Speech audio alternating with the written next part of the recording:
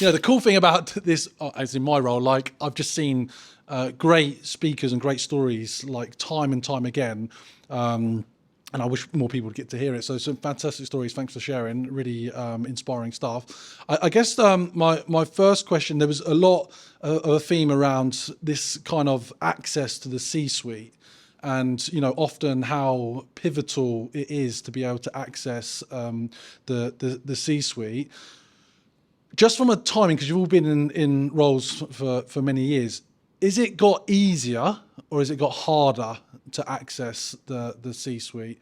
And are you doing something different nowadays to attempt to reach that C-suite than maybe you were doing a few years ago? Who wants to take that first? I'll take it, yeah. It's a bit of both, I'd say. So I think the problems that the C-suite face are more poignant than they ever have been, right? That there are more deeply embedded issues, partly as a result of the macroeconomic climate that whatever we find ourselves in, that mean that the C-suite do need to look to software, consulting, whoever it may be, to solve some of those challenges. But at the same time, the increase in information, there's almost information overload where it's very difficult for people to, if you think of like Forrester and Gartner and McKinsey and Bain and Accenture and Deloitte and vendors and whatever, partners, as we should call them, there's so much noise out there to break through to actually demonstrate your point of view. So that's almost becoming more cluttered. But actually, if you can cut through some of that noise, I think the C-suite is actually more interested in engaging with you and understanding how you can help solve some of those problems. So, cool. I don't know if any other comments? I think a couple of years ago, the way that most companies try to reach executives was leveraging the outreaches of the world, the sales lofts of the world, putting them in a cadence. Doesn't work anymore at all. Actually, now you get blocked, right? So that's how it was, especially when I started as an SDR. There was no such thing like executive point of views, etc. Now things have evolved quite a lot. So now the expectation is that you have to have some kind of executive point of view on their business. So now the expectation for sellers is if it's a public company and you have not read their 10K or their earnings, or you've not listened to the earnings calls, like you're not doing your job. I love Heidi's story because, and I've heard this similar story where reps actually go and become an employee at a company. So I worked for a company called Clary for the last 4 years, and we had a guy in the US called Paul. He was the account director on Workday. Right. And he like when you hear this term of he knows more about the company than the employees themselves, like he got so ingrained in the business, so ingrained in the company that now he's almost like he speaks to executives and they're like, how do you know this stuff and you don't even work here, right? And that's the level now that as an enterprise seller, you have to get through. As you said, George, that's how you cut through the noise. That's how you differentiate. And it's a lot of work. You have to go actually sell their product outside of school. Like, how many of us are actually willing to do that? So to answer your question, James, so that I don't overextend, that is now the difference from how we used to do things now to how you have to do things as a C-suite. And that's why she got the result that she did within 40 minutes or 14 minutes, right? Just getting a response from the CEO.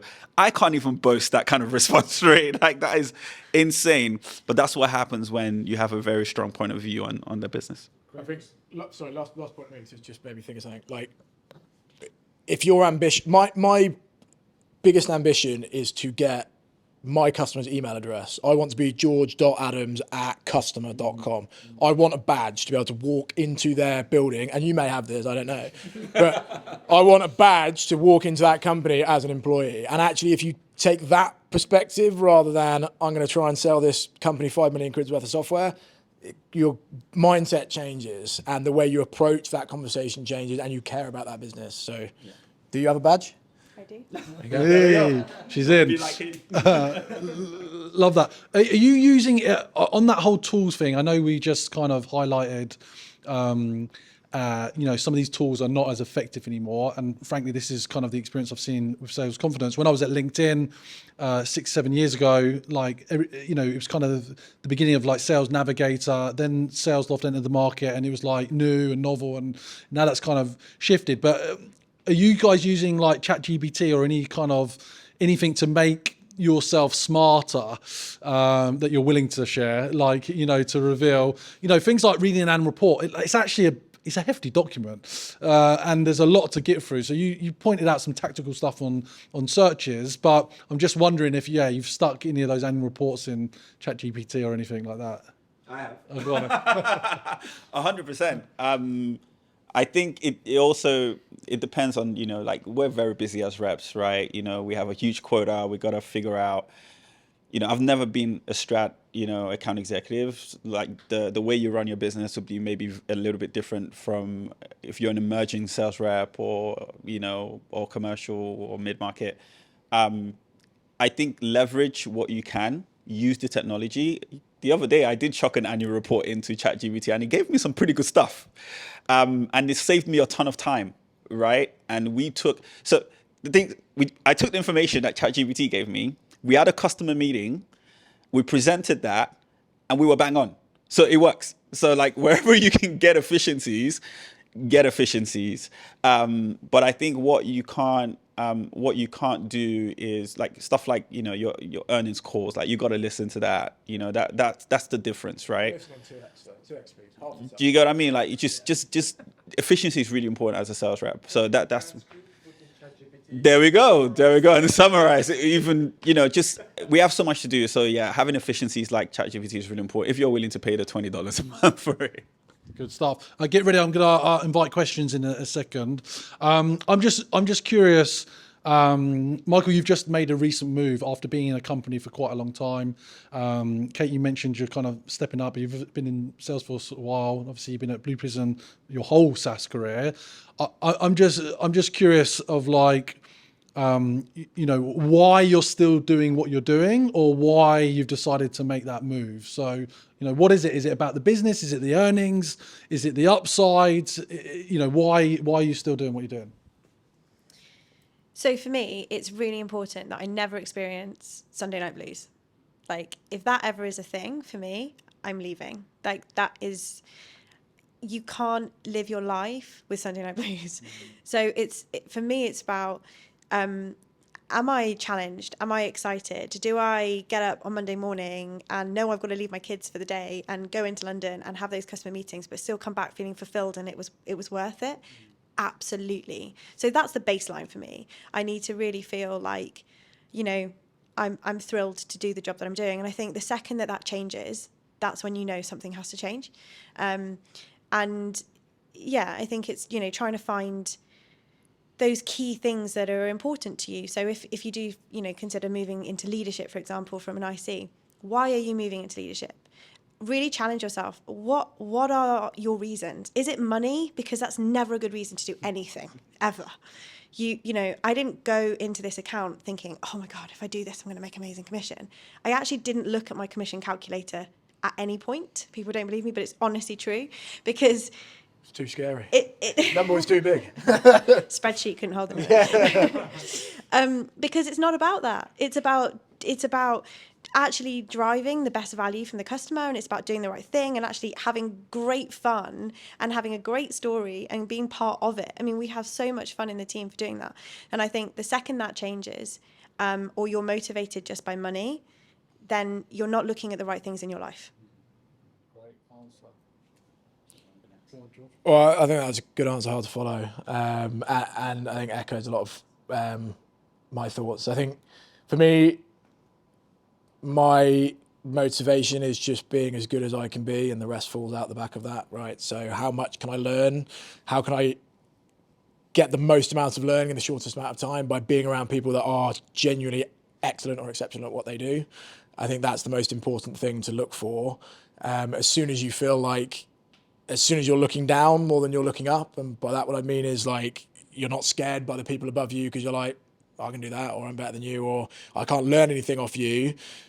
It's probably the time to move on from that organisation. So, you know, I've obviously been fortunate to have moved through a load of different roles, learned a huge amount in those roles. I've still got some learning to do, but I think the time that I think I've sort of outgrown that company from a learning and development perspective will be the time that I say, well, actually, I need to jump somewhere else and push myself and stretch myself more to be the best version of myself that I can be. So. Yeah, there are kind of two part answers to the question why I moved into the space and why I moved into leadership. I think for me, you know, I was at a really, you know, I was at a great business, right? You know, I've been there a long time, and I felt like I've always had a thing for pouring into people and helping people, and I think you know, there was a change of guard, new leadership, and I just knew that, you know, that opportunity wasn't going to come by in the next 2 to 3 years. And I'd been selling for about 4 years, and it gets to a point whereby, like, you know, Katie mentioned, like Sunday night blues kind of thing, like it started to kind of creep in. So for me, I wanted to be in a position where I could pour into people and actually help people develop their careers and, you know, do some great stuff in life. And that's why I went into leadership. In terms of why I joined the company that I joined, by the way, I work for a company called Qobra. You know, we're essentially modernizing the sales commission space. When you speak to like just human beings in general, like especially people like that come from maybe kind of my background, you know, disadvantage, etc. Like, you know, I was born in Nigeria, etc. Like culturally, you know, financial stability is a big thing for us, especially where I come from. And I think, you know, sales commission is what you earn is such an important thing. So selling a technology that helps to give you more visibility and more transparency around what you earn, you know, is for me, it was something that I could really get behind. And also because I've come from a world where, you know, I literally spent my 4 years talking to RevOps leaders, you know, CROs, like they're really focused on, you know, how can we help to, you know, maximize our talent? How can we help our sales team, our go-to-market team be more efficient? Honestly, there's frankly no better way to drive your go-to-market strategy than incentivizing your salespeople. Like, quite frankly, like pay them well. And if you want to double revenue year over year, like they will do it for you. You know, you want to incentivize them well. And, you know, if they're really going to help you to drive your revenue objectives. So that was for me, like, that was something that really, really excited me. So, yeah. Great. Thank you for sharing. Who's got the first question? Come on. Can you stand up so we can Sure. Hey, my name is Felix. Kate, that was an amazing story about Meraki. And Mark Benioff in last year's earnings calls, he talked really about customer obsession, and that embodies so much around that. Now, for those people who can't become, let's say, an Avon rep or someone like that, do you have a method for your Meraki and how one might go about doing that? Yeah, so, I mean, yeah, it's a good question. So, yeah, I was lucky in the instance that I had a customer where I had the opportunity to join and become a rep. But I think that Meraki is not just about, you know, signing up and working for your customer.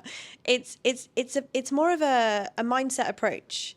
It's more of kind of, why am I doing this? You know, whatever your customer is, if it was a supermarket, right? Why am I working with this customer? What is it that I find about this customer that inspires me, that attracts me, that interests me? And I think, you know, one of the things I always try to think about is, how can I get to the point where I can say we internally, but mean that I'm the customer? So, you know, and what is that mechanism to do that? And whether it is, you know, you gave an example of someone at Workday, whether it is kind of becoming the customer in terms of physically shopping with them, going through every part of the experience. There's someone in the team who I'm mentoring actually, and they've just picked up an account with a cruise company. And I was like, and he's like, oh, we're going to do this big event and we're going to do this and we're going to do this. And I was like, great. Have you been on a cruise? You know, so it's about being part of it and actually leaning into it because you're genuinely interested. And that really goes back. Meraki, you know, literally the definition is put something of yourself into your work. You can't fake it. you have to be passionate about it. You have to be driven from your heart and want to do it. And if you're working in an account that truly you're just doing it for the money and you've no Meraki in it, brutal, but I wouldn't do it. Like, honestly, would be my truthful answer. I could never work in an account space. Having said that, I found Meraki in all places in my life. So before I worked at Salesforce, I did work for Dyson, which is, exciting and sexy. But before that, I worked for a flood defense company. I was selling flood defense products. And there's loads of Meraki in flood defense because you're helping people in their lives. So it doesn't matter what lens, you can put on an air brick. It's about finding the purpose and the value and the passion behind it. Great answer. Thank you. Who's got the next question? Yeah. Cheers, Jason. Hi there, guys. So, from your experience, what would you say are some of the common mistakes that people make? That we should be avoiding, and how they can be mitigated from your experiences. From a sales in a sales industry. Like a sales cycle or like a career perspective? Yeah, I mean, I guess just during your. I guess it's going to be different for each of you, based on your personal experiences within the sales industry. But yeah, I guess from like an overall point of view, I mean, what are the some of the things that we should sort of avoid, but people commonly still do to this day within this sort of industry? I'll take that from I suppose. So people that are early on in their career and what their career journey looks like, and potentially some mistakes that I've sort of seen people make, or at least I think they're mistakes anyway. I think for me, people have to be very deliberate about why they're doing what they're doing, right? So if you want to be promoted, you have to be very conscious, or you want a certain job, you have to be very conscious about why you want that, what your criteria is for that, and what that then enables you to do, right? So let's say I am looking for a new job. The worst thing that I would see people do is go, right, I'm open to work. I'll speak to, 10 different companies, and I'll pick the one that pays me the most money because that's my criteria. And then you go and work for that company, and lo and behold, there's no product market fit. You've got a stupid comp plan. You might have a massive OTE, but it's impossible to sell anything. All of these things which you need to effectively qualify up front, right? So how do you say, I'm going to establish a really strong criteria that I'm going to follow? And that criteria, in my example, might be, I want really strong leadership and development. And then within that, I want a really interesting product that solves a really core critical problem for the organizations that I am selling to. And then within that, it might be, I want the opportunity to move into leadership in 3 years' time. And then it might also be that I want the earning potential to be able to earn what I deem to be a good amount of money or a comfortable life or whatever it may be. And then making your informed decisions based on that criteria which you've clearly set out, and then following that path. And that will almost illuminate your path, because it will enable you to move through that discovery process with new organizations or as part of your career. And it almost acts as your qualification methodology, right? It's like, if this company is not giving me what I need from a leadership and development perspective, then it's probably not for me. And you can, matrix that and score it however you want. But I think, crux of that, and to sort of distill that into a sort of sentence or a phrase, is being very, very deliberate about why you're doing what you're doing, and codifying and putting a sort of structure in place to enable you to follow that path. That's good advice. Okay, this is an easy one for me. This is for if you're starting or if you're advanced. The biggest mistake that salespeople make is ego. Ego. Do not mistake ego with confidence. They're two very different things, and they come out in very different ways. I have worked with very junior salespeople who come swaggering in because they think that's how you sell. And actually, when they don't sell, they get frustrated and they've bigged themselves up. The best sellers are humble. The best sellers are the people who learn from the ground up, who get under the skin of their customer and sell from within. Don't ever, ever let ego be the thing that drives you. Be humble. I've seen that in first person. I've seen a lot of people fail. Big ego. No, you was good. Yeah, you have one against them, for sure. For me, sweat the small stuff. What was that? Sweat the small stuff. Sweat the detail. That is another big mistake that I've seen. Kind of ties into the whole ego point as well, where you might have reps that, they're preparing for a presentation. You're maybe preparing to meet a CRO, or preparing to meet someone senior, and the detail is not there. Like even in your slide deck, like whatever you're presenting, the detail is so important. Never, ever, ever be complacent about the detail. The detail really, really matters, and it shows in your presentation because, like you said, I think I don't know if it was you or another sales rep that got hung up on That was me. 3 Yeah, minutes, right? Okay, yeah. So I think that's one of the biggest mistakes I see across. Like there's a ton of sales reps out there, right? To really survive in this, I actually think selling is one of the hardest jobs like you can do. The thing that really separates you from the rest is, yes, the ego, 100%, being humble. And when you're humble, you sweat the small stuff. You're a bit more you're a bit more paranoid. You're not so complacent. You wouldn't let things fly, especially when you're having customer conversations. So that is like one thing that I've also seen as well. And mistakes that I've actually personally made early on in my sales career, where I didn't sweat the small stuff and it bit me in the ass. So obviously I'm not in enterprise software sales, but I speak to you guys all day, every day. There are two things that pop to mind instantly. One, George nailed. My own clients have done it. Jumping for a new, bigger base. It's classic. They're very excited about it. Share options, this big IPO opportunity, and 6 months in, it's just not what they thought it was. Now, again, you never truly know, I guess, but like George says, if you've got a strict criteria, that's got to help.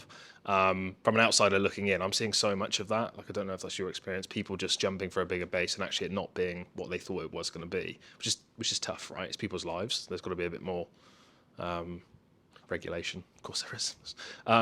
Another thing that I hear from leaders, I often ask, I'm like, look, I deal with most of your enterprise account managers, who's doing well and why are they doing well? I'm just curious, right? I don't get anything from that. I just like to know. The key thing I hear is that the people that are doing the best are absolutely brutal with what they're forecasting. They're not just chucking stuff in to look better in the QBR. They're being absolutely ruthless with what they've actually got. If anything, they're downplaying it.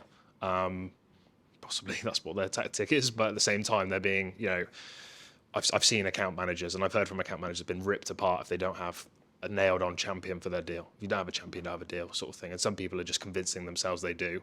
But if you can't pick up the phone and speak to your champion instantly, I've been told that's the basic measure. I don't know if that's a good insight. Tell me if I'm wrong. If you can't pick up the phone to your champion and they don't answer straight away, you don't have a champion. So it's things like that I'm hearing all the time because I'm curious as how my clients are getting on. Because obviously if they do well, it's good for me. Yeah, the thing I'd just add to wrap up that question is do your due diligence.